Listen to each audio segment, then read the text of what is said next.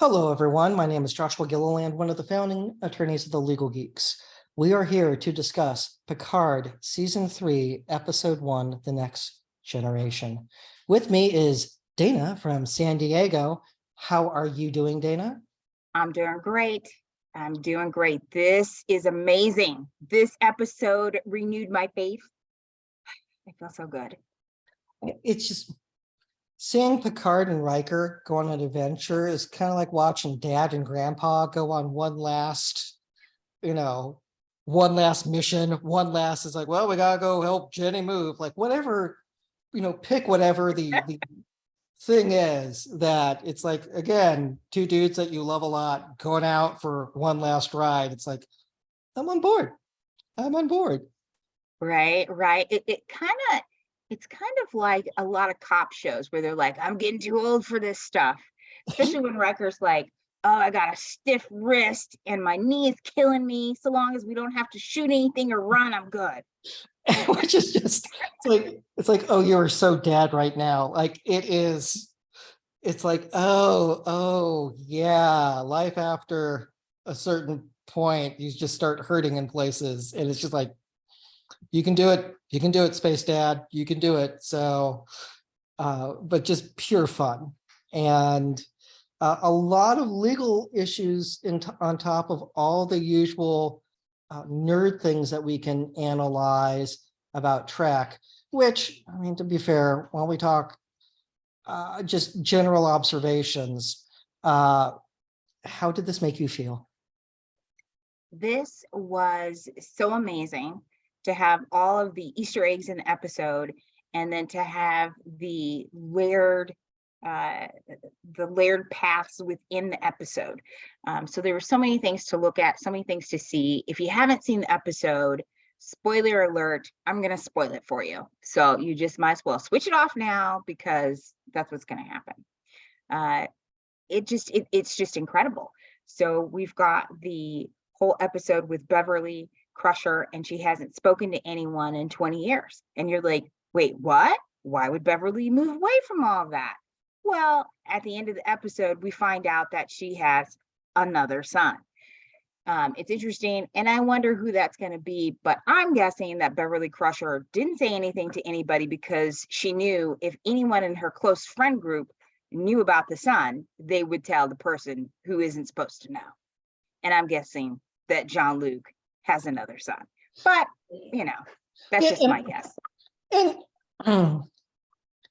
that's got to be a rough minute to process. It's like, wait, how old are you? Like, that's when your mom and I were together. Like, I would like to have been part of your life. I'm pretty upset right now of, I wasn't there. You're like 25.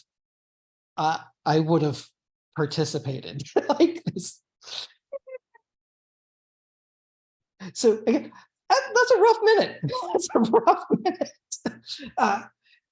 It looked and felt like a Star Trek episode from the 90s with special effects of today. Yes.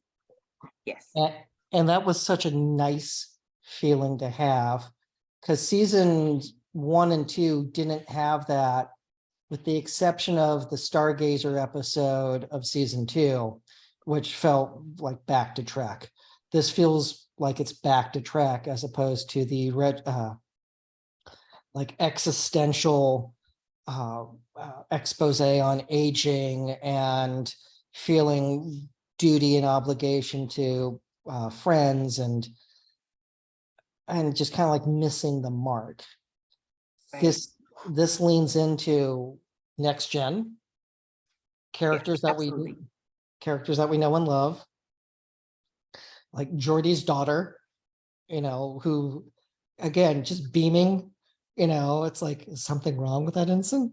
All of that, just super, it's just good. I'm on board. I've watched this 4 times. How many have you watched this? 2.5-ish. I had to stop and rewind and stop and rewind. So I'm counting one way all the way through as just one. But there was a lot of stop and go there. And I love that they brought back in Guinan's bar and Rafi, but that begs the question, Guinan is so old and knows so much. Why wasn't she there? I don't know. This would have been a great opportunity to have Whoopi. I mean, she did the interview with all the cast on The View in costume. Why? Bring her back. Like, where is she? Maybe the contract thing didn't work. You know how lawyers are always ruining stuff. She also could have just been busy, like filming, and her schedule might not have lined up. And so maybe there was some issue there, but she is a national treasure. Which brings us to like the episode. You know, it begins with Bev on her ship, which is named Elos. In mythology, Elos was the personification of mercy, clemency, compassion, and pity, which makes sense. Crusher Right. would have a ship with that name. And there's just tons of Easter eggs there. But Right. we begin with, they get boarded by a hostile species, weapons drawn. They speak in cliques. There are a couple concepts here. One, this looks like a home invasion, but it's on a spaceship. So it's an illegal boarding. And you can further get into issues such as, freedom of the seas. People have a right, ships have a right to go out there and not get pirates boarding them.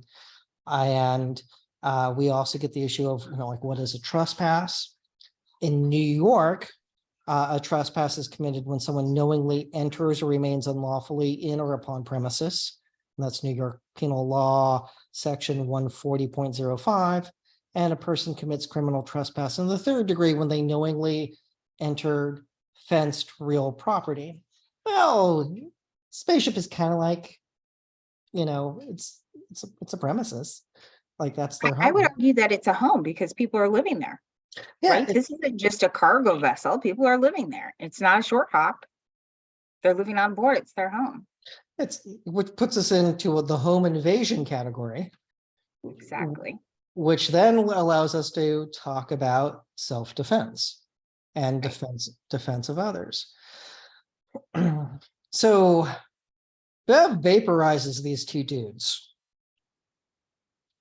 Dude one is just shot and vaporized in the firefight, and that looks like a nice clean kill for self-defense purposes. Number two, she shoots him in the leg, he goes down, and then she walks up and finishes him off. That might be the problematic one. So let's talk about the requirements. And that's self-defense and defense of others require that someone must actually and reasonably believe in the necessity of defending oneself from imminent danger of death or great bodily injury. And that's People v. Thin, which is D074397 at 10-11, California Appellate Court, July 23, 2020. And then we get into the issue of perfect and imperfect self-defense.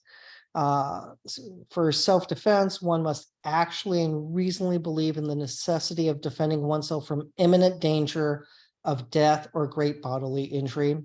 A killing committed in perfect self-defense is neither murder nor manslaughter, is justifiable homicide. And that's citing to People v. Randall, 35 Cal 4th 987 at 994. A person can be acting in imperfect self-defense when they actually believes he must defend himself from imminent danger of death or great bodily injury, and that belief is unreasonable. Imperfect self-defense mitigates rather than justifies homicide. It does so by negating the element of malice. Dana, what do you think Bev acted in with the two invaders? When I first saw it, I thought, ooh, Beverly Crusher killing someone? No. What happened to the Starfleet set it to stun, right? And they obviously were shooting to injure her. They weren't trying to stun her. But they weren't trying to kill her. So I thought that her use of force at first was just too much. It was a step beyond, because in several jurisdictions, you can only use as much force as necessary to evade your attackers or to escape. But in other jurisdictions, kind of like Texas, there's no requirement to retreat. And once someone's in your home with a weapon, you're allowed to use deadly force. And so, depending on what area she's in, that colors it. But then, spoiler alert, we get to the end of the episode and we find out that these intruders have been chasing them, have been hunting them all over the galaxy. So that begs the question, why are they following them and what's going on? So depending on who they are, because they're not all human and we can't assume that they're human, just the act of them being alive might cause some type of mental harm to them if they can read her mind or psychically damage her. So I don't know. I think that the first one is probably most justified. The second one, I have trouble with the execution. I did too, and I do think that they were using lethal force, even though getting hit once isn't enough to kill. Those weapons were like firing like automatic, like they were like semi-automatic and firing out a salvo. So if you got hit by more than one, it could be fatal. Getting hit by one is you're dying, not they weren't set to stun, they were set to maim, and you could be maimed to death. But yeah, it's Beverly killing the second one. It's just problematic. It's just really problematic. Yeah, and the fact that they were being hunted and chased throughout the galaxy, why didn't she call for help? And if she had a distrust of law enforcement, in this case Starfleet, does that allow for her to use that type of self-help? Can she decide, I am the law and I'm going to take things into my own hand? Yeah, and we don't know what the full story is, so we need more facts to be able to completely have an idea on what's the right answer here, because I don't know, other than when an invader is incapacitated on the ground, they're arguably no longer a threat, and thus the justification to use lethal force has passed. What struck me as interesting in a plot perspective, and it also just totally grossed me out. Riker comes on board the Elos, and the Mercy, which reminds me that a lot of Navy ships that are medical ships, Beverly Crusher, medical officer, are called Mercy. So that's a historical reference. I was like, oh, that's very nice. But what kind of grossed me out is he's like, oh, what weapon did this? And then runs his fingers through the remains of what, Riker, what are you doing? That's not, you don't do forensic analysis that way. It's like, here, I'll taste it. No, you're right. I was like, that's so gross. Stop messing up a crime scene, one. And two, desecration of remains. Blah. It's just weird. It's like, it is diesel. It is cocaine. It's like, your tongue is doing that. This is really bad. Don't disturb the crime scene. Right. So again, a little lazy storytelling, but just funky, because they're spot on with like their 2 or 3 assailants. Okay, like there were 2, and they identify like what she did to defend herself, and like this was an execution. Like, they're right. Running your hand through the ashes is just weird at that point. And I think maybe that might tip us off to something in a future episode where, for whatever reason, they weren't completely vaporized by the weapon. And so maybe they're genetically modified in some way, or, yeah, I don't know. Yeah, Well, again, we'll find out. So Dr. Crusher sends her message of "come save me" to Admiral Picard, which raises the question about the duty to rescue. Did Jean-Luc have a duty to go out and rescue Beverly? The law states there's no general common law duty to rescue unless there is a special relationship. A duty to rescue can be created between individuals by 1, statutes, 2, contractual relationships, or 3, implied by virtue of the relationship between the tortfeasor and a third party. I don't think we have any of these here. Like they're no longer active duty. Mhm. I just think as a general rule, if the ex-girlfriend calls for help, that you're probably going to cowboy up and go out there. No, you just tell her, baby, bye, bye, bye. Yeah. That's- I mean, yeah, that is a legitimate I'm not getting hurt again. But, like you can see that she's been shot. So it's like, I kind of, it's why he's a hero of going, I have to do this, as opposed to, by the way, I had your love child and never told you, and he's 23. That would have really got his attention. So here's the second. Time and place, time and place. Second encoded message. You're going to get a surprise when you get here.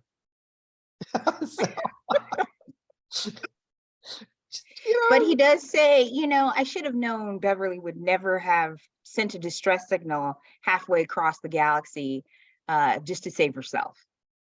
Yes. And also about the use of lethal force. She wouldn't do this unless it was like defensive. And that raises the idea of defense of others, that she was trying to protect her son, which again, same analysis factor. I think it fails because of, arguably the threat had passed. But they're out in space. What are they supposed to do with this invader? She's injured the invader. Is she supposed to treat him and lock him up until they get to space dock? She can't drop him off the side of the ship. Beaming back to his, I mean, he has intel about them that she doesn't want his cohorts to have. I don't know if her ship has a brig. It'd be weird if a civilian ship did.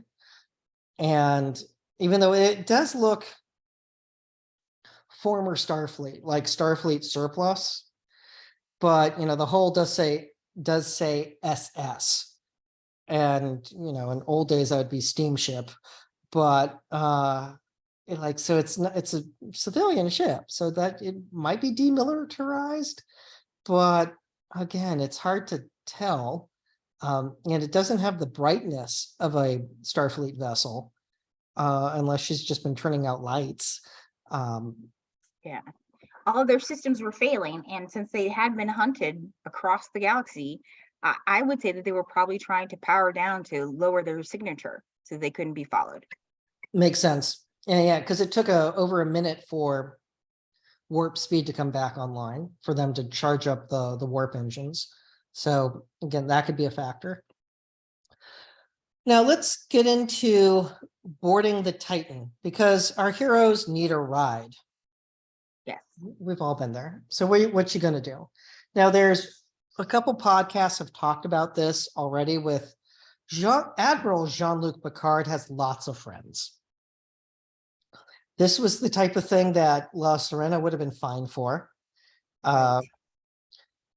He's a bigwig in dealing with the Klingon Empire. Right. He could call Worf, ask for a ride from Worf. There's Bajor, because he had a lot to do with Bajor. He's had a lot to do with Vulcan. He's dating a Romulan former intelligence officer. Maybe she would be handy on this trip. Maybe she knows a couple people with a Romulan ship with a cloaking device that would be helpful. So there's, you think he would call more than Riker, being, especially after the don't use anything Starfleet. Okay, well, he's a guy who knows people who aren't in Starfleet.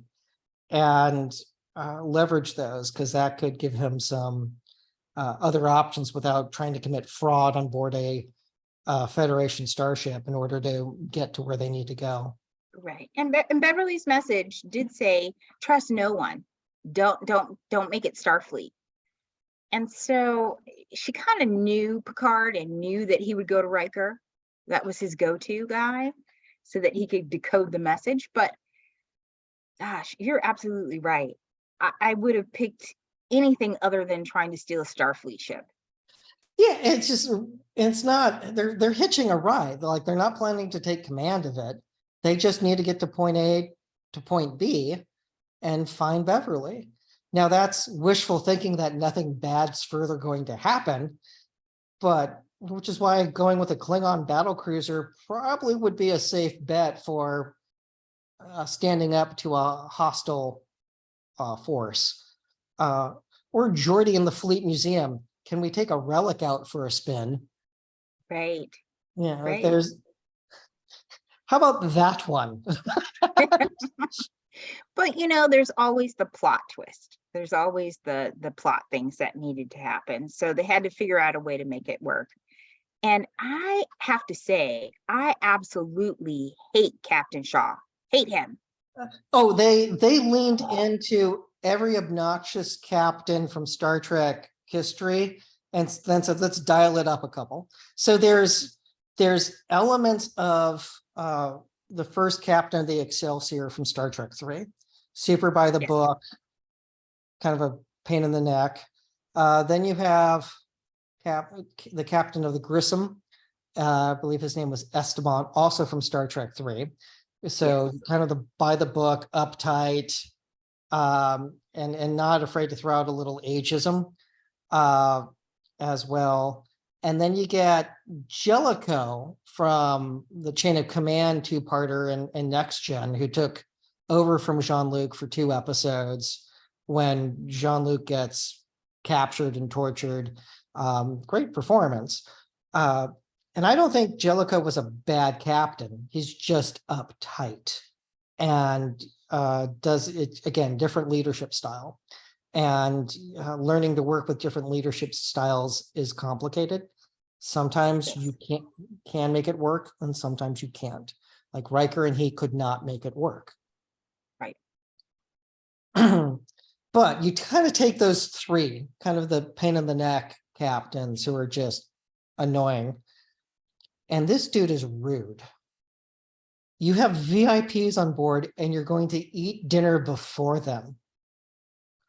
Doesn't even bother to greet them. They leave space dock, but the captain doesn't even go on the bridge. And it's the first time for this vessel being out. That's insane. That's insane. The captain is always there.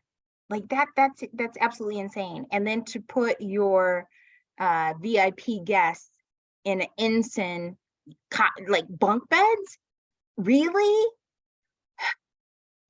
He was just giving them the middle finger at every opportunity.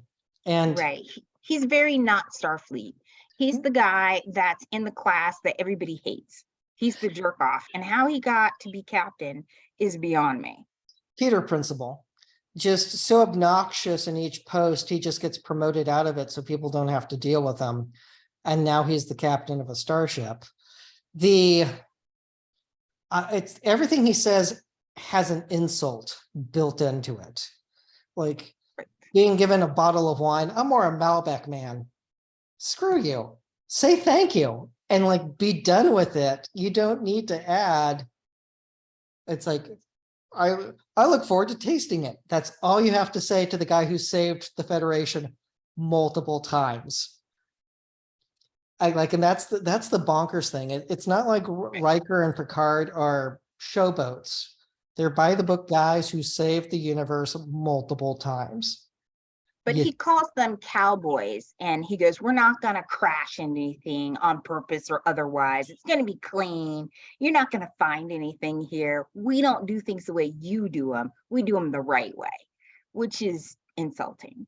Super insulting. I mean, which brings me to the next point, is that does Captain Shaw create a hostile work environment?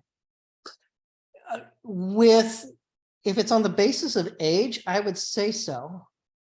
And for 7 of 9, on her basis of being former Borg, that also could be a protected class, because if it's viewed as a disability or national origin, that would put her in a protected class. And it's, I mean, we could have a psychology podcast discuss 7 of 9 at length, because she goes from 7 of 9, but there's a Voyager episode where she confronts the Borg queen and actually sees her assimilated father and says, "My name is Annika Johansson." So like she actually at one point embraced her humanity in her name. In Picard season 1, apparently she did for a while, but had a relationship go bad, and after each have died, like went back to 7. I mean, there's I've listened to one podcast where they discussed is this dead naming, like for someone who's trans, and I hadn't thought of it that way. Maybe that's what the writers are trying to do. Regardless, it's That's very interesting, because I took it a different way. Okay. Because a hostile work environment is defined as inappropriate behavior in a workplace that's either severe or pervasive, enough to cause or create an abusive work atmosphere for one or more employees. And so I took it as when we first get on that ship, she says, when we first get on the USS Titan, he goes, "Oh, 7," and she says, "Admiral, the captain prefers people to call me 7 of 9, or not 7 of 9, but Annika Hansen." And so it's not her desire, it's his desire. So he's renaming her. He's just being hostile and aggressive. Like, I'm going to take away from it. It's like, your name's not Kentakute, your name is Toby, right? Like, that's really what I took it as. It just was so mean, and at every turn, he just is mean. And so we see throughout the whole episode, 7 of 9 says, lower your expectations. When you see this guy, it's not going to be great. They're pulling out a space dock for the first time. He's not there. Everybody's like scared, pipped out. And so I just took it as, and then later on when they're dining, he's like, "Hey, wait a minute, this loyalty and all of you ex-Borg, that's like saying all of you people." That was just not great. And so we know that hostile work environment can be created based on race or ethnicity, religious harassment, disability, or whether or not you perceive someone as being in a protected class, even if they're not. So I just really dislike Captain Shaw. The actor did an amazing job, because I just wanted to kick him out of a port at the time. And you could, again, they had close-ups of him eating. He has great manners. And like that could be a very unflattering image of chowing down on your steak. And they did have him look dignified doing it. So, but yeah, your points are spot on with no one looked comfortable on the bridge. And there's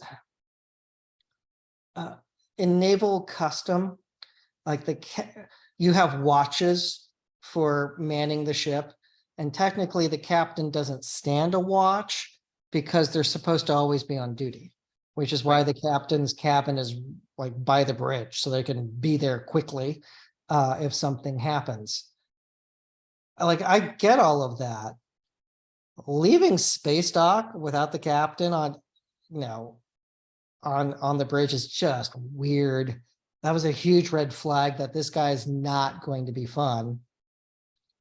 Now, I do have a Facebook contact that's apparently friends with the actor who played the Shaw, and she posted photos of them watching it together.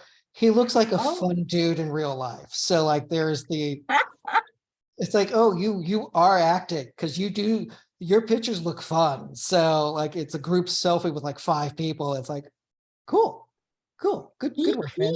He was also the actor in another series, I forget the name of it now, but it's the one where the Germans win. Man in the High Castle. Yes. Yeah, I Yeah. didn't. The dystopian futures I have a tough time watching, just because I prefer optimism.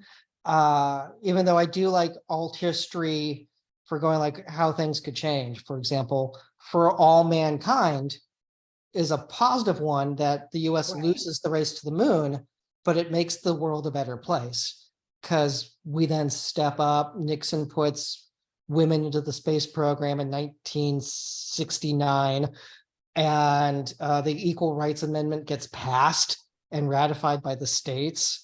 They're out of Vietnam before 1972. They also have Ted Kennedy then beat Nixon in 72. And then Reagan beat Kennedy in 76. And it just sets up this alt future where the 70s were actually good for the country, as opposed to the Nazis in charge. And which is like, it's hard for me to go, I want to watch a show about Nazis. It's really hard for me to do that. It is. And that part of I think why I didn't like Shaw as much is that I really hope that he's been taken over by some bug that crawled in his head or something, because in the future, Star Trek has always been about inclusivity, right? And diversity and embracing everyone. And this guy isn't that. And so I want a future, like you said, where everything is more optimistic, more positive, and he's not that. And so I just it makes me go, oh no, they just pass this guy on? No. But he could have a huge atonement arc for all that we know, because there's going to be spaceships fighting. The Titan is the hero ship in this story. So he might, they're going to get shot up. We know that's going to happen because it's Star Trek. There's going to be photon torpedoes in him. Maybe he might like mellow out after a couple of fights where they, like when it's just, I'm running this little mission. Nothing ever bad happens to me. I never have to draw a phaser. I never have to worry about bad things. Maybe that's his world. And maybe after a firefight or two, he'll change his tune. So like, let's give him some hope that he can atone for the bad behavior. I sincerely hope that an alien has invaded his body. That's really the best that I can hope for. Yeah, I'm not gonna, again, the board comment was just, it's like Riker was so good at opening fire at that point of like, oh, hell no. And he did exactly what you should do if you see a hostile work environment, or if you see someone doing something that's not appropriate, right? So if someone's calling someone out on or making an off-color joke, you don't let it go and go later, oh, I'm sorry, I should have said something. You stop it right there. And Riker was absolutely Starfleet in that moment. I was like, good for you. Yeah, it's rock on, space dad. Like, again, echoing the best of Trek of like, no. Bad Malbec drinker. So, but do our heroes commit fraud? Because like they have this pretense for doing this inspection. So let's talk about what fraud is. In California, this is Civil Code Section 1710, subsection 3, specifically, but reading all of 10, deals with deceit. And deceit is the suggestion as a fact that which is not true by one who does not believe it to be true. The assertion as a fact that which is not true by one who has no reasonable grounds for believing it to be true. 3, the suppression of a fact by one who is bound to disclose it, or who gives information of other facts which are likely to mislead for want of communication of that fact, or a promise made without any intention of performing it. I do think we're in subsection 3 because they're suppressing a fact. We need help to go here to save Dr. Crusher. That's why we're doing this. But they're not bound to disclose that fact. Like, they don't have a duty to do it. I would think that they are, it's more deception by trick, right? Okay. So they're saying something that's not really true in order to get something that they want. And they don't even believe what they're saying is true.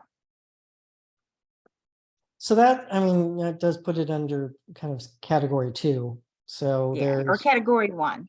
okay. Yeah. Couple ways to look at this. And luckily we don't have to brief it. So we could, But I mean, I think that it is deceitful, and I think that it is fraudulent. They're trying to get someone to act against Starfleet's orders by trick. And do they have the ability to make that decision? Does Riker have that ability to make the decision for Starfleet? And he doesn't. And Admiral Picard is retired, so he definitely does not. nope, no, they're using their influence and hero status to try to get something that they want. Shaw's not in their chain of command because, one, he and Riker are the same rank. Riker clearly has seniority on him, but isn't attached to a current command. And Picard's retired. And in season 2, he was running the academy. So it looks like he stopped doing that. Because if he was still, again, it's not clear. If he was still running the academy, would that give him more grounds to ask for a road trip with a starship? It'd be, Maybe he's checking on the cadets who are aboard each starship, right? Yeah. Maybe that's his ability to get on there. It brings me to another plot twist that I'm like, no, this doesn't fit. If you're the commanding officer, if you're still at Space Dock and you're the CEO of a spaceship, why wouldn't you call Starfleet and be like, hey, why didn't anybody tell me that an admiral and another captain are coming on my ship? What the heck is going on? And then especially after they made the ask to go out, I would have been like, whoa, what's going on? I need to talk to somebody about this. Yeah, I could see that. I could also see, leaning on like naval history, that like naval ships, like we're talking 19th century, like let's go, Commodore Perry, let's go visit Japan, that they were kind of like ambassadors. Like they were entrusted with a fair amount of authority in representing the country, especially if we didn't have relations someplace. So it's like Great White Fleet to like through the Hoover administration of like a little gunboat diplomacy. But so maybe there's echoes of that, of he doesn't feel like picking up the phone and calling, because like the military today, we have instant communications, so people can pick up the phone. And I heard one Coast Guard commander say, back in the old days, we just trusted people to make decisions, as opposed to getting a phone call every 5 minutes for like, hey, can I do this? And maybe Starfleet is more on, you're a captain, we expect you to make decisions and report accordingly. Maybe It it's could be Shaw being a dork, and Shaw just wanted to rub it in and twist the screws on people he thought had a bigger persona or bigger reputation than they deserved. Yeah, which is just, it's just a jerk. And again, maybe he gets a redemption. It'd be having him get killed and either Seven take over or Riker take over is too easy. Again, this is just thinking out loud for future episodes. It's more interesting for him to grow as a person and and realize, oh, maybe I could learn a few things from the. Or maybe they keep with season 2 and just kill him off. Somebody just goes, you're a jerk, and send him out of an airlock, and we're done with it. Yeah, it's just he chokes on a piece of steak. No one saves him. Oh, that's too bad. The captain's choking. Look at the time. Like, and just I mean, he does seem like the type of guy that would have the epitaph killed by own troops in Vietnam. Like he does not, Okay. no one's going to rescue him if he goes overboard. Where'd he go? I don't know. Should we turn around? No, we have a schedule to meet. The And last order he gave me was to stay right there. Don't move a muscle. yeah, it's just, Following orders. he's just people. You need to endear trust, and like this gets into the legal theory, or excuse me, the political theory. Is it better to be loved or feared? And the answer is you should have a little of both. And because if you just have it based upon fear, like there's no loyalty there. They're just terrified of you and don't want negative career repercussions. And love, you don't want to get walked on. So again, I think you want a little bit of both. He clearly doesn't care about people liking him. True. Which is why he takes a glass of or a bottle of wine and goes to his bunk. I don't.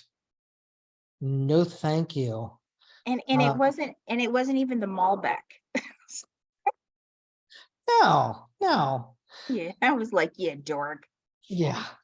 So which then raises the issue of was it right for Shaw to ignore Picard's request to change course? And it was like, yeah, well, Shaw is technically right. Yes. So he doesn't have any orders to the contrary. He has a visiting retiree and another VIP who asked him to change course, and he said no. And he put them in bunk beds. So, I mean, he's not getting a Christmas card. No. Which then leads us to Commander Hansen disobeying an order and helping out Jean-Luc and Riker for going to where they need to go.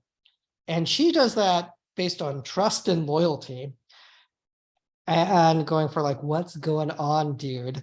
And she kind of does it out of spite because she was told absolutely not. You're not going to be loyal because, she does say, tell me what's going on, or I'm going to put you out an airlock.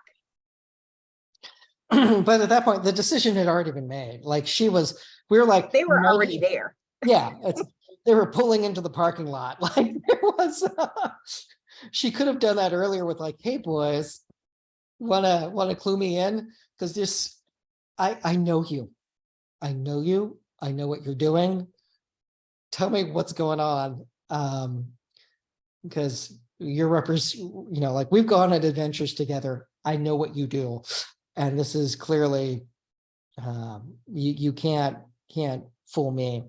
And she does it anyway. So she disobeys a lawful order. She's in trouble.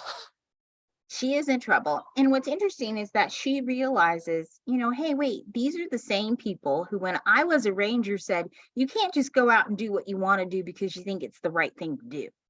You have to follow the law.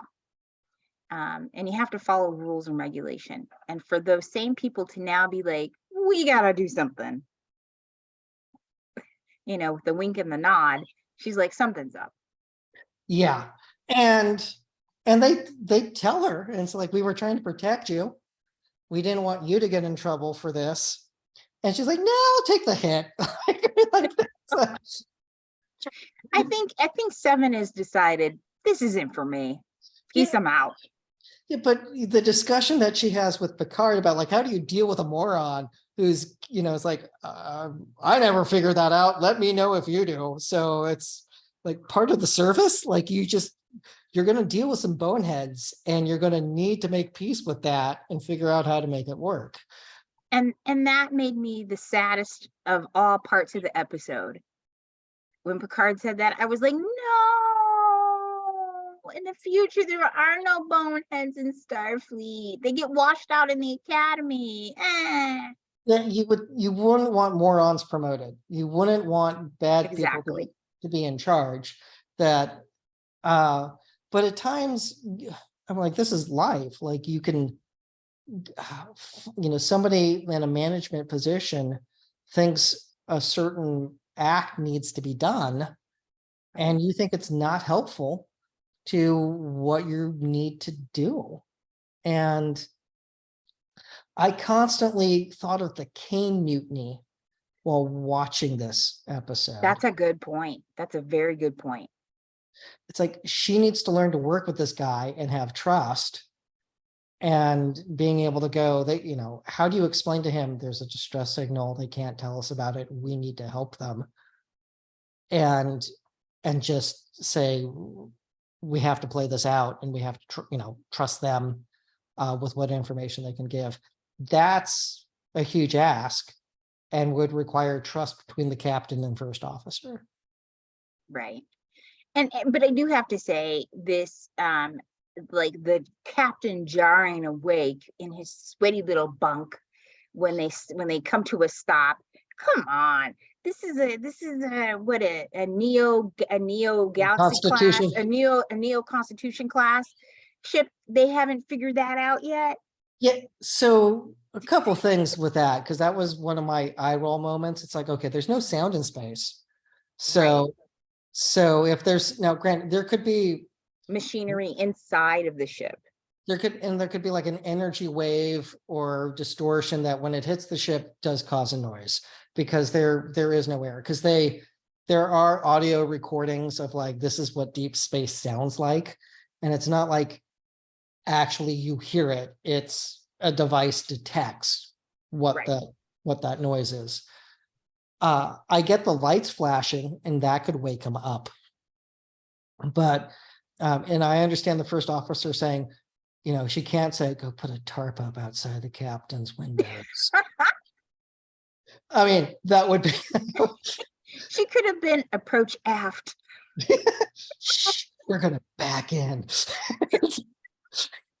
and everyone would know why. It's like, shh, don't wake the captain. Everyone wearing slippers and in quiet mode. Yeah, it's like, don't wake mom up. Yeah, I get that. I don't get, what we see here, but yeah, he wakes up and he's in a bad mood. That's because he was drinking Malbec. I like Malbec too, so it's really hurtful. It's just because of this episode. I hate Malbec. It's the movie Sideways damaged Merlot sales. Oh yeah. So, yeah. But I don't see Malbec taking that big of a hit. And maybe Picard will send him a Malbec when it's all said and done. Like maybe it'll all work out. But anyway. Hopefully he gets a bottle of $2 Chuck on his way out the airlock. Here's your Boone Strawberry Hill. Go enjoy. And oh, that's hysterical. But let's talk about defending Riker and Picard for their actions, which raises the necessity of defense. And that's in Star Trek a whole bunch. And all their actions were to save Dr. Crusher, whose life looked like it was in imminent danger. So if we apply the California jury instructions for the necessity defense, they are Admiral Picard and Captain Riker acted in an emergency to prevent a significant bodily harm or evil to Dr. Crusher. Admiral Picard and Captain Riker had no adequate legal remedy or alternative. The defendant's actions did not create a greater danger than the one avoided. When the defendant acted, he actually believed that the action was necessary to prevent the threatened harm or evil. A reasonable person also would have believed that the act was necessary under the circumstances, and the defendant did not substantially contribute to the emergency. Dana, what do you think? I think that they don't get, I think that they don't get the necessity defense. Integral to the necessity defense is that you have to appreciate the harm. And in this case, they don't have enough facts to go on. They just kind of know, hey, something bad's happening, come get me. It could be, I have a hangnail and I pulled it and now it's run. But they just hear, hey, look, don't trust anyone, get over here. And that's not quite enough. And then if there was an illegal alternative, they said don't contact Starfleet. Well, there are lots of other people that they could have contacted. Like you said earlier, they could have contacted the Romulans. They could have contacted the Klingons. They could have contacted the Vulcans. So, sorry. Yeah, there were other alternatives. At least we could name some. They could see in the video recording she had been shot in the shoulder. So like they knew she had been injured. So I do think they can get an idea about harm, even if they don't fully understand the extent of it. But the alternate remedies of I'll ask my Romulan girlfriend, if she can bum me a ride to the edge of Federation space, assuming that a Romulan warship could get through Federation space at this point in time. But again, that go to the Vulcans. I mean, he mind melded with Sarek. Like there has to be some descendants on that from Sarek or other family. Like go there. And the thing too is when they saw that Beverly had been shot in the shoulder, that creates an immediate harm. But their actions weren't immediate. No, they had to get there. That's right. It wasn't like, we hopped in the car and we just zipped right out there, or we transported right to her ship. That's not what happened. It took them quite some time to get there. And as far as they know, she could have bled out days ago. Yeah. It's imperfect. Like there are holes in it, which then goes to the issue of they could have called somebody else. And like, there's other people that they could have called. And why didn't they they got a codex relay. Why didn't they try to send her a codex back? Good question. Plot. Was it from a burner phone? Like, how did this work out? Like, is there no return number? Like, call her back. So good points. Good points. You brought in the issues with Rafi and drug dealing and trafficking because she's playing, confidential informant undercover to get information from a drug dealer. Can you walk us through those issues? Yeah, so she's working for a handler, and Rafi, while working through her handler, goes to Maltus Prime, District 6, and there she's buying drugs from an Orion. And on District 6, as she's going through that setup, you see that there's all kinds of people administering drugs to others, selling drugs to others, dealing with weapons, all of which people, even in that environment, what she's trying to purchase from the Orion is still kind of hush hush. He still does a sleight of hand. And so he would be drug dealing or drug trafficking. And under California Health and Safety Code section 11352, it makes it a felony offense to sell, transport, furnish, administer, or import a controlled substance. And it carries a penalty of up to 9 years in jail and $20,000. So, in this instance, we see the first lady, she's there and she gets misted by someone else and she's like, oh, that was amazing, right?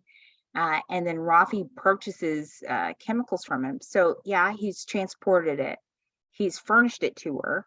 And it's a controlled substance because otherwise he would be like, hey, go buy this at your local pharmacy or your local restaurant. But no, she's doing it on the sly. So, I don't know if you saw anything else in that Maltus Prime. It just, I got a stepfather that was a drug addict, and that's what ended that marriage with my, between he and my mother. So I see drug addiction as a disease. And right. And I have no sympathy for drug dealers. I get the societal issue of those who are trapped because of economics in getting into being a low-level drug dealer. That's happened, and that's a different discussion as opposed to something like an organized drug cartel. Organized crime. Yeah. Yeah, you know, hurting families, hurting people. But those are the addicts are, suffering from a disease. And so with Rafi, she's recovered. So like I was initially going like, I don't want her being a drug addict again. I want her to have recovered. But as soon as she started talking about trying to press him for info, I went, she's not an addict. She's undercover. She's trying to use her drug addiction as a cover story in order to get info. And I was very glad that I was right. Like I was like, close I'm one. glad you were right. I was like, close one. Like we should not have to go through this again. Like we, like she got her life back together. That's great. That's what we want. We don't need to see her relapse. And seeing the old style communicator was very endearing with the flip. And That was incredible. And her talking to the spy master. I think 3 people I think it could be. I could be completely wrong. But there are 3 people I think it could be. One is Giorgio from Discovery, because we know she goes back in time and we know that she'll end up in a Section 31 series. So, and the comments about you are a warrior, it's like, kind of sounds like Giorgio.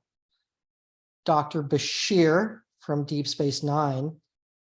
He could be running Section 31 or a operation for it.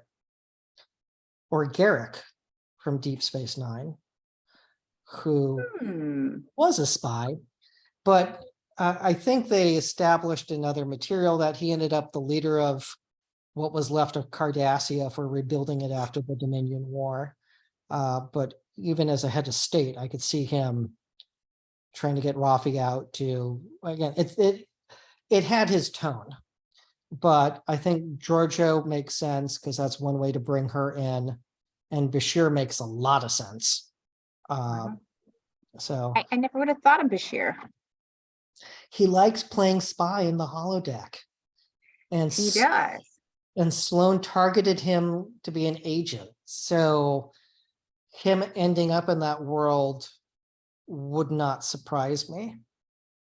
And it's a way to bring in the actor to have another appearance. I just didn't think that the dialogue was very Bashir. Yeah, which is why my first thought was Giorgio. Yeah, and maybe even somebody who we would be like, what? It could be left field. Like, and because it could be to refuse to be her handler, and when she says she's been undercover, she's been deep in this for months. To be in this type of a thing for months and not know who your handler is, that doesn't seem right to me. So that definitely smacks to Section 31. Oh, absolutely. It's just, you need the undercover group to fight these type of threats that are, and that also go against perhaps core values of Starfleet. It's like, no, we're going to be above board. It's like, yeah, but the people that we fight aren't. So having the Calistine group that is, not the primary, they're the ones in the shadows. There was a Marvel. They're the NSA of Starfleet. Yeah, there was a Marvel comic series called Original Sin, which focused on Nick Fury being the man on the wall. And Fury for, decades was doing wet ops of, killing potential threats, like before they, and again, very Cold War-esque type story. And because you generally need the undercover top secret working in the shadows to make sure that the world doesn't get covered in a shadow. So are we dealing with something along those lines here? I don't know. But But whoever it was wasn't that smart, because if they're at Starfleet and they're like, red lady, who's the red lady? And they're looking at a, a statue, 12-story red lady statue. I mean, it's how many recruitment centers do they have? Like, so this was, the Yeah, recruitment that's staff. true. That's true. I mean, it's like every armed forces recruiting, office in every strip mall in the country. Like there's going to Yeah. be lots of them. On the flip side, there's only one, Great Lakes where, the naval recruits go, or Cape May for the Coast Guard. So like this wasn't, like Starfleet boot camp. It was, now grant, we don't know if people were living there. I mean, it was a very, very big building. But again, that wasn't on Earth. That is a scary weapon, that it will transport and then drop its target wherever you want it, and break it up in the process. So real threat, very, very big threat. So, but Absolutely. good issue spotting on for everything. Is there anything else that's jumped out at you while we've been discussing this? Gosh, no, not that I can think of right at the moment, but I look forward to seeing the next episode. I think it's going to be fabulous, and all the Easter eggs in the closing sequence. So viewers, if you haven't seen the closing sequence, you really have got to slow it down, read all the dialogue. There's so many. My heart was jumping all over the place. I was like, oh, I know that one. Oh, I know that one. Oh, I know that one. So you really have to watch and read. You have to watch and read. And yeah, because there's clearly made by people who love Star Trek. And like there's the war report that was the Battle of Wharf 359. Yes. And it makes me wonder, because of the Borg statement that Shaw made, was he an ensign or a young lieutenant at 359? And is that why he's got a little chip on his shoulder? That would make sense if 11 million of your closest friends died on one day. Maybe you got to think about the Borg. Knowing what happened to the Enterprise A, that's nice. Voyager, I mean, all these cute little shout outs that you see, and it's like, yes. I do find it entertaining that Geordi LaForge is a Commodore. And so he now outranks Riker and Worf and not Picard, but like Geordi outranks some of his former superior officers. And So, occasionally that happens. yeah, Riker made the right choice of, my son is ill. I'm, going on in active duty to take care of my kid. Right. And also realizing, hey, my family's more important than me trying to be an admiral. So I'm going to be a dad first. But there is that interesting clue at the very top of the show where he says, oh, Deanna and my daughter won't miss, they'll be happy for me to be gone. Yeah, and that bothered me for a few reasons, because in season 1, he looked like a good dad. Mm-hmm. And I don't like the trope of showing people just having failed marriages. It's like, hey, maybe the heroes can work out, and like not everyone ends up divorced. Like, yeah, it happens. 50% of marriages end up divorced, but maybe our heroes make it work. And I think that it shows that sometimes you can be so dedicated to something that you lose sight of why you're doing it. You do it for your family, you do it for the love of it, but at the end of the day, your family's most important. And I think that maybe he forgot about that. Yeah.